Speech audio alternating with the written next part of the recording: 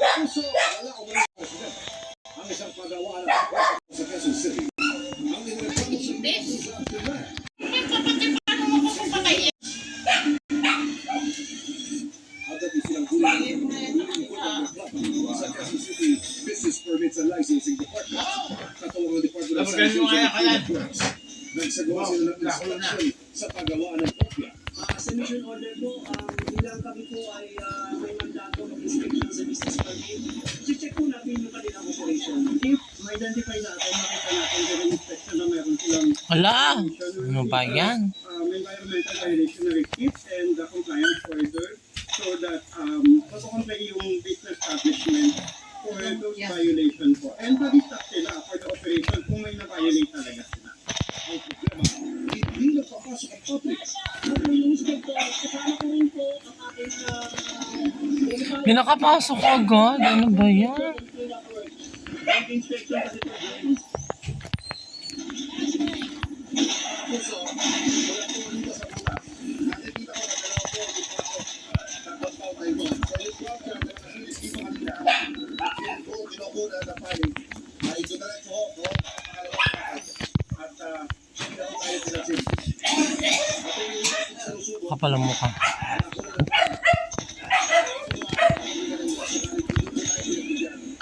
sa verification ng Quezon City Business Permits and Licensing Department, mayroong business permit ang paggawa ng kopya pero kulang umano ito ng ancillary permits na dapat ay naisaayos na ng kumpanya sa loob ng 45 araw para nang makapag-renew ng latest permit na dapat i-provide ng kasalukuyang taon. Dahil pa sila ang compliance sa kulang na clearances, napatawan sila ng pagpapatang na notice of violation mula sa PPLD at sa Department of Sanitation. Ang found out na wala siyang environmental clearance, so we will issue the renewal of environmental clearance and then we will be providing the report then kay business permit kasi sila talaga yung recommend na legal action and the recommendation for closure. Hindi po namin ang mga kanilang violation dahil walang Tangin ng bruhay. Hindi ko nakita. ng mga dokumento ay hindi po nila na-apply regarding po sa mga ancillary clearances. Ito po ay Biglang lumitaw. Tangin na yan.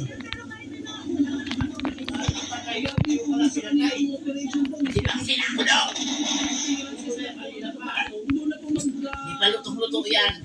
Okay na, wala. Hindi siya yung patay. Bago pa. Sa kanila, sa pinala ng PPLD, ang kanilang ikaw pang legal action laban sa paggawa ng kopya. Hala, hindi namatay. Ano yun? Kalukuhan yun.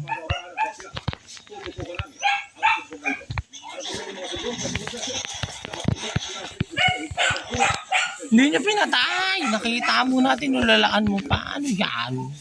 Kalulusaw. Charot. Charot lang po. Papatawa lang. Tignan tamaan. Buisit. Sa kagustuhan ng Pangulo na alisin ang system loss sa bill ng kuryente. Tanong ni Pangilinan, sino ang magbabayad para sa system loss? Kayong bilyong piso ang mawawala. Anya, masyadong malaki ang halaga para sa ito ng electric power industry. Ang system Hindi loss dapat ang dumaan dun. sa mga tablet o sa mga planta o kaya ay nanakaw tulad halimbawa ng chemical connections. Kabilang ito, sisinisin Sumabog ako. Ayon sa Department of Energy o DOE, posibleng mabawasan ng 5% ang bayarin sa kuryente. Kaya mamamatod siya. Pinag-aaralan ko raw ang tuluyang aalisin sa electric bill ang system loss o ipapasa sa posibleng pinakamataas. Mahabol kami. Hindi po bababa sa labing tatlo ang nakawik sa magnitude 6.8 alindol na yumalik sa Japan kapon. Ang bilang sa kanila Hala, ano yun naman yung bruhang yan. Nakakainsi. si Ian Cruz. Kita sa nakuha ng surveillance footage nito kung gaano kalakas ang kanya Lalakad siya. sumama sa timog na Kumamoto City sa Japan kapon. Hala, nakita agad ako. Makiat doon. Yan, ng malakas Tanginang yan ha. Inabutan ng lindol sa kalsada. Ayon sa Japan Meteorological Agency, magnitude 7.1 ng lindol. Pero kalaunay, uminaba ito. Tanginang yan. Nakakairita. Bakit hindi manalo na? Kanina kakakit lang. Tumira ng ilang makasayang struktura sa Japan. Kabila ang motokassel. Gumawa isang bahagi ng trabaho ito. May mga temblo rin halos pagkapain ng pagyanig. Ang bahagi ng talaga ito naputol at gumuho. Kasak din ang bahay at nagkabarangol ang pader. May pinagdaan pagyan ng tren. Mayroon din gusaling ng sunog matapos ang lindol. Sa mga ito, kita makapal na usok mula sa isang shopping mall sa Kashima, Kumamoto Prefecture. Nagkaroon ka ng pansabog kaya natuklak ang mga pader. Nagbagsakan ng bubong at nagbusan ang mga kanin. Sa police bodycam footage na ito, makikita ang lawak ng pinsala ay sa mga otoridad. Wala individual na kuha mula sa buho kung saan 3 sa kanila ang nasabi habang 4 na trabahador pa ang nawawala. Gas explosion ang tinitingnan sanhi ng pagsabog sa Nakura Mall. Ayon sa Prime Minister ng Japan, hindi bababa sa 13 ang naitala na sa lindol. Tuloy pa rin ang rescue operations sa mga posibleng natrap sa mga pagbuho. May 300,000 residente na ang pinalikas. Halos 50,000 bahay naman ang wala kuryente. Ayon sa Philippine Consulate sa Japan, walang nasawi o nasugatan ang Pilipino sa naturang lindol. Pero patuloy ang kanilang monitoring. Iyan po sa kabito, 24 oras. Ginhawa para sa mga manggagawa. Pumasok! Tangina Tangina yan. Isinulong na tax exemption ni Pangulong Bongbong Marcos sa ikalimang State of the Nation Address o SONA. Pero saan kaya babawin ang mapapawas na tax collection? Bukod sa mga dagdag tax sa ilang produkto na naisip ng gobyerno, Nandun sila sa loob. Gag. tataas kung tumaas ang take-home pay ng mga manggagawa. Tapos. ayon sa isang step. Hindi na lumabas yung drone. Dagdagan natin ang mga manggagawang malilibre sa buwis sa kanilang kita. Pinalakpakan ang huli na yan ang Pangulo sa Kongreso. Sa ngayon kasi exempted lang na magbayad ng income tax ay kumigitan ng 250,000 pesos. Kapag natupad yan, din 9,166 kada buwan. Hindi maramdaman ang sahod dahil hindi makasap 15% tax. Ang Department of Finance o DOF aabot sa 1 milyon at 200,000 Pilipino na may tax ngayon ang mawawala ng tax. In short, before, we had 5.1 million Filipinos exempt. If this reform is passed, it will go up from 5.1 million Filipinos to 6.3 million Filipinos exempt for. Above the 350,000, makikinabang din sila lahat. Okay? The estimate of that total beneficiary group is 3.13 million Filipinos. Sila pa ka ng bomba sa mukha. Ano ba yan? Nakakainis eh. Asalot para sa nagbukas na hindi nabibigatan ng mga employer. Lumalaki ang kanilang net take home pay pero hindi natin pinapataw o inilipat ang burden sa mga employer. Kasi kadalasan, yun ang mangyayari.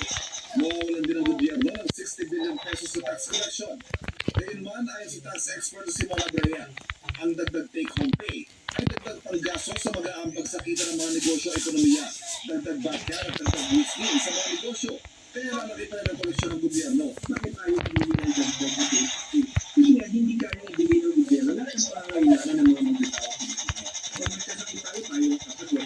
Kami ang anak ng mga aralin, hindi na nabili natin ang pag-isip. Bukod sa mga manggagawa, ay sinusunod din ang Pangulo na exempt naman sa 2% na minimum corporate income tax. Ang mga maliliit na negosyo. Saglit nga lang, ang init. Lagi. Para gumaan naman. Namatay yung init. Sa minimum wage.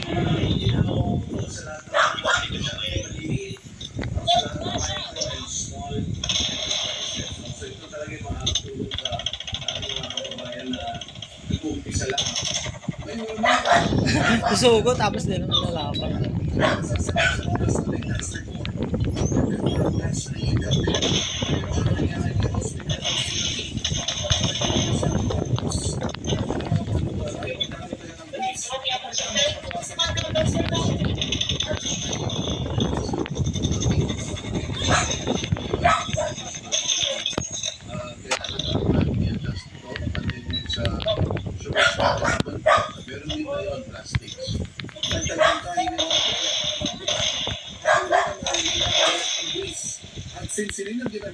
dito. Para hindi natin masapin yan. Ito, Oscar.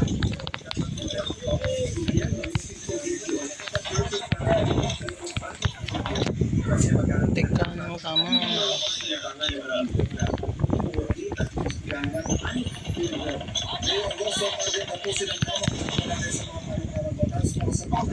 Hindi binan. Ang para sa tax amnesty. Hanggang linggo na nakatuto, 24 oras. Arestado ang isang budo umano na ang mga Amerikano ay mga politiko. Kinausap din naman ito ng isang kongresista para i-set up ang isang opisyal ng administrasyon. Ang nakatutok si John Consuelo. Sa Tulas 9 kagabi na makuha sa surveillance ng NDINCR sa isang branch ng Hotel sa Manila. Ang hindi pa pabalik nilakas ang kamada kung saan ay sa Manila. Sa loob ng hotel room, malaya ang bahay. Nawala. Nakakabot na ang work money na 500,000 pesos. Nagpakila na ang mga ahente.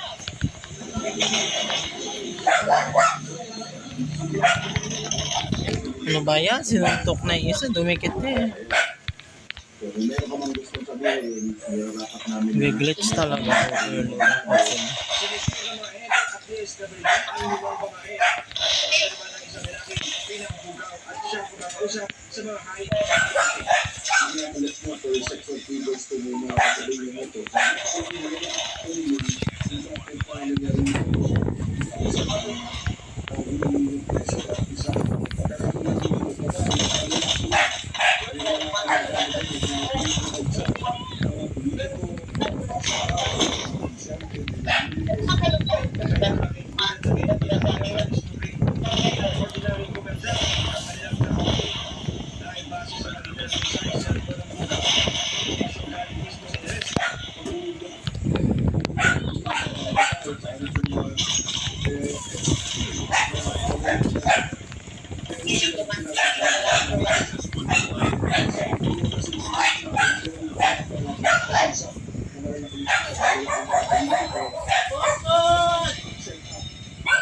Don't know who. I don't know who.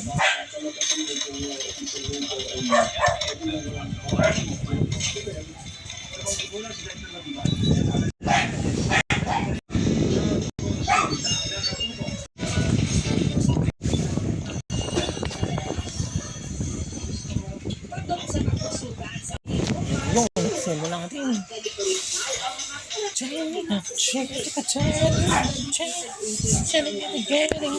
Kasi knowing the fact na di ba nangyari na nga yung issue namin, yung affair with me and Martin and Isa. Pero the fact na we love our job so much talaga that we have to go through it. And actually, hindi lang yun.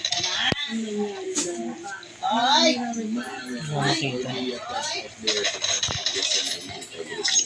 Kaya mga puso, puso abangan niyo yan. Medyo mainit-init ang mga eksena natin.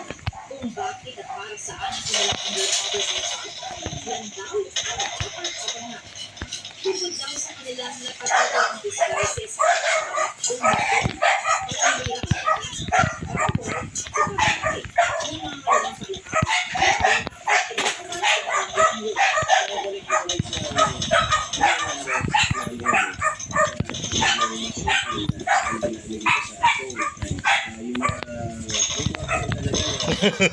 Iniwanan ako ng mga kampi ko, guys.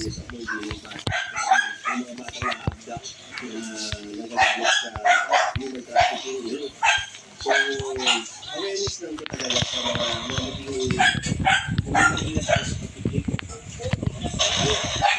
Nawala siya.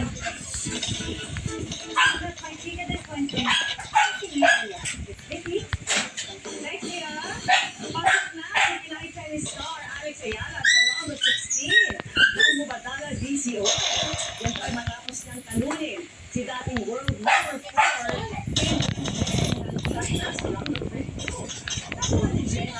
Hindi ko makita.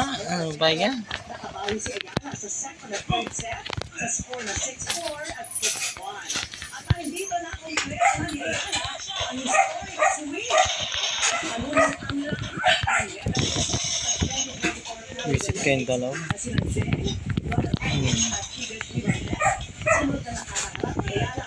Tatlo pa kayo.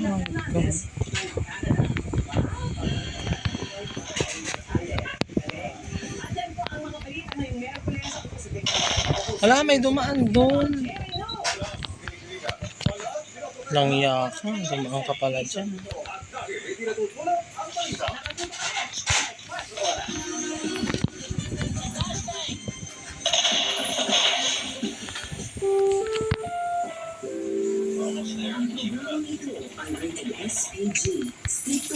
Ano ba yan? Pinatay lang kayo. Ang kalukuhan niya. Lengguwahe, karahasan, sexual, horror o droga na hindi lingkot sa mga bata.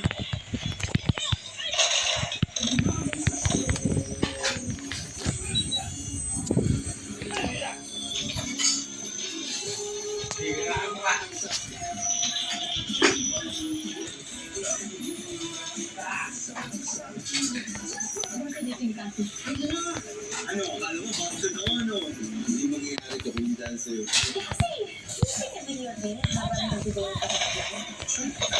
Bakit tayo mamaya dun sa nakita ko na lecture resto dun sa mall? Pwede po tulak ko natin yung kotse niya. Gusto na po pala yung malalaking ko mag-gusto nag-nakaw ng pera ko kahapon. Nandun siya. Hindi po ikaw yun eh. Habulin niya ako eh. Muntik na gago. Biglang nang baril gago. Wait, again, dali. Lumampas. Ay, hindi pala.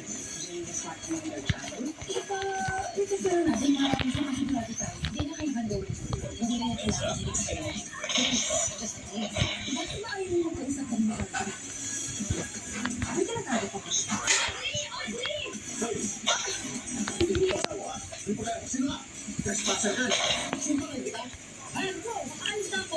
Ang alam ko nasan yung mga yan.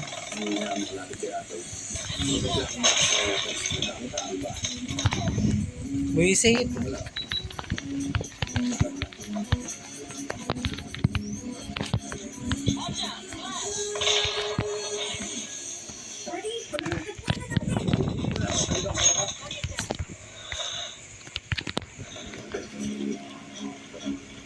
Tingnan yung sentence mo.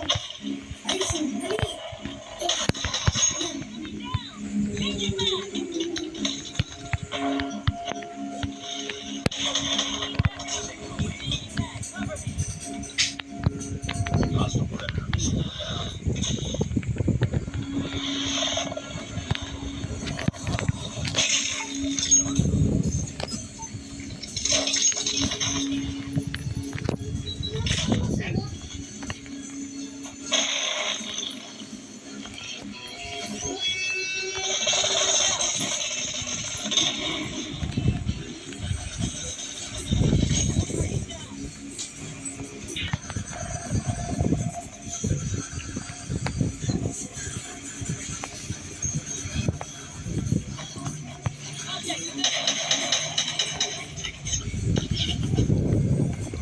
Ay, sinapak. Buisit! Hayop kang naman. Ang kamalasan dinanas mo ay nasa bilang natakot. Kung hindi sa'yo, 50 doon na. Ang babago. Wala mo ah. Hayop ka.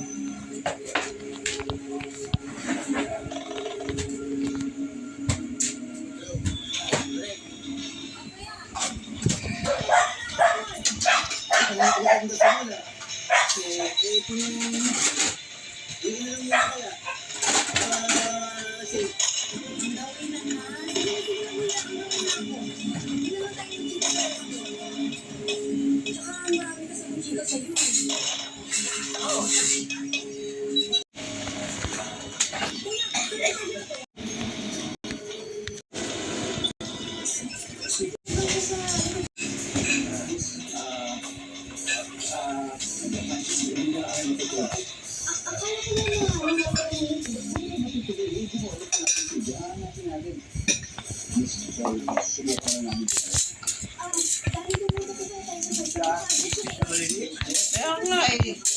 Galing yan sa Pasita, yung mga dinala ko kasi mga dog food eh, meron din. Mamatay ko yun. Di ba may mga dog food ako sa akong dinala? Nakakahawa yung mga ganyan. Oh, wala. Pagka ganyan, ano yan? Sabi, takuran. Yan na. Walang maliit na ipis na ganyan.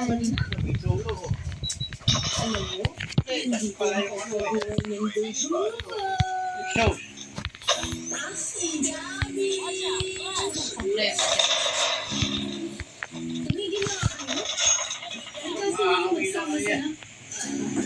Inalitag ko.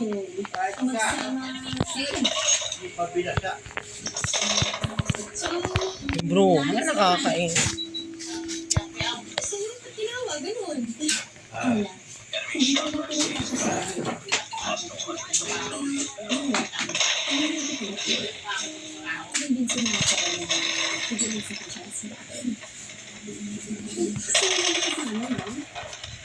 Bagang bro, hindi ko matama. Sinagot ko na siya. Girlfriend niya na dyan. Kanina ka pang buisit ka, nakakain. Yes, Legacy. My name. I wouldn't really feel too comfortable with Wala ka naman ka naman. Ayaw ka rin daw kaya ni Jan. Nakutin mo. Nakutin nga. Ano yan eh? Kung ano ng kaanuhan eh. May papasok na. Bago, may aso. May ikot yung aso.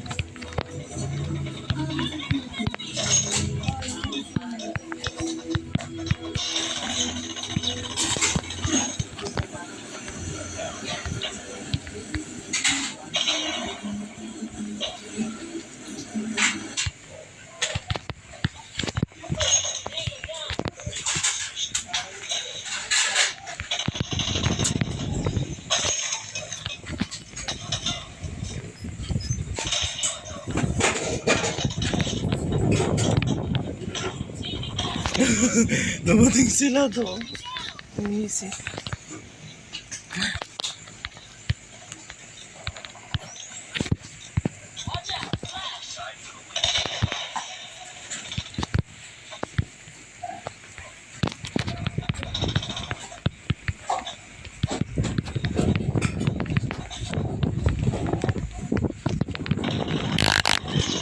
Biglang namaril. Nakikipag-boxingan tayo, tapos namaril ka. Ayok ka.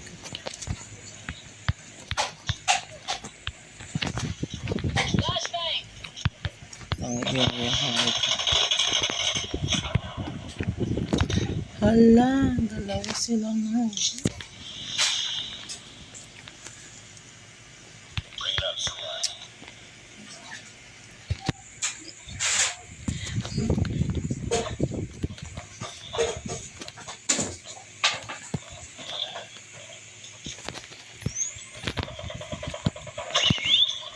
Dami ads. Bilis.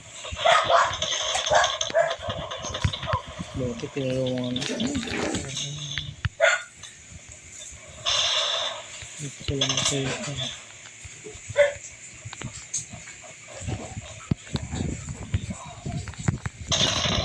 Tangin na yan.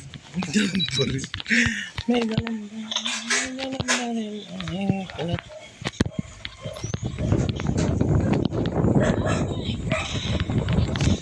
Sinapak na naman ako.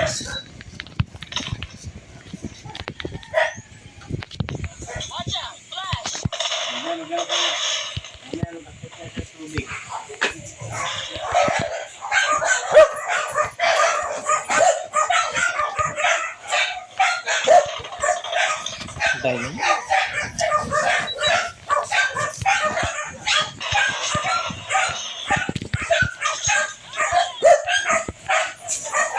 sila.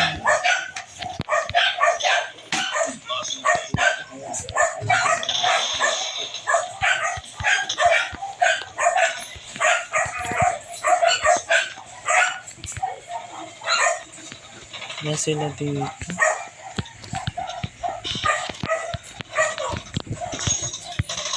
Ano yan? May ahas ka din. Ano ba yan? Mga ano sila.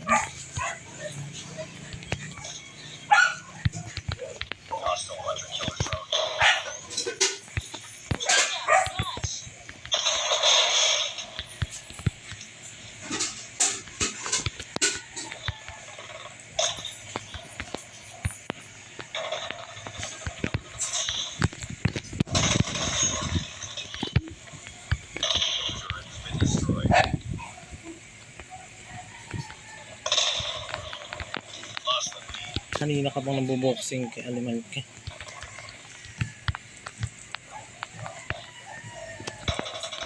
Huwag makaalis dito, gabi.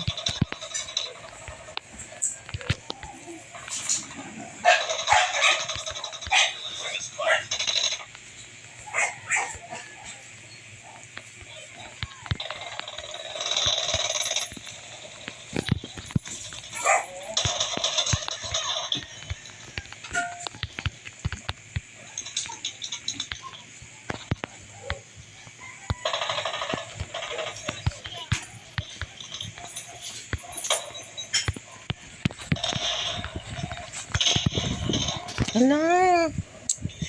Ano ba yan? Ay.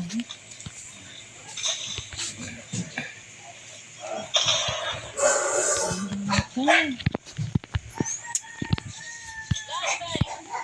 53 na sila. Ano ba kayo? Siya.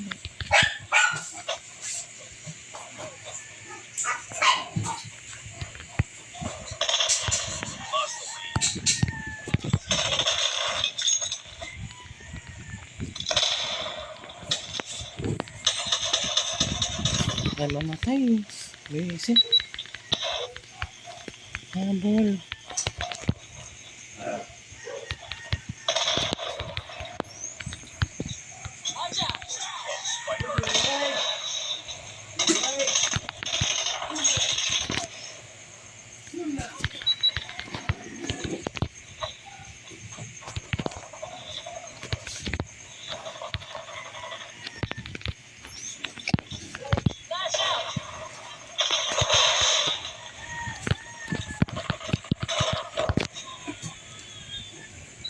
Isa na lang. Nanalo pa rin.